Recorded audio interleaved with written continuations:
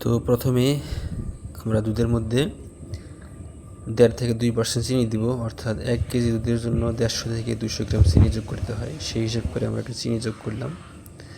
যোগ করে এটাকে জাল করতে হবে।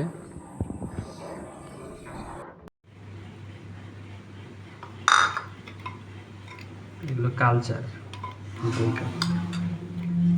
তো এই কালচারের মধ্যে আমরা যে দুধটি চাল দিয়েছিলাম, এই দুধগুলা যখন ঠান্ডা হয়ে যাবে তখন এই কালচারে যোগ করব।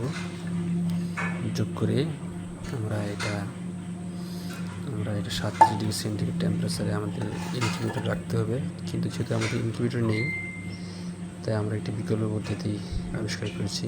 সেটা হলো, তো এই জন্য আমরা কী করলাম, এর মুখটা ঢেকে দিলাম।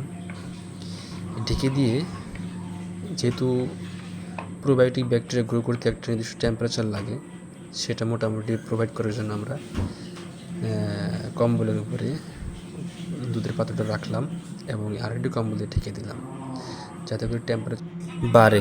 টেম্পারেচার যাতে বাড়ে, এই জন্য আমরা কম্বল দিয়ে ঢেকে দিছি।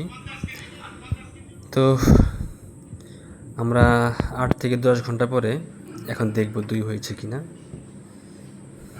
খুলে দেখি। দেখতে চমৎকার দই হয়েছে।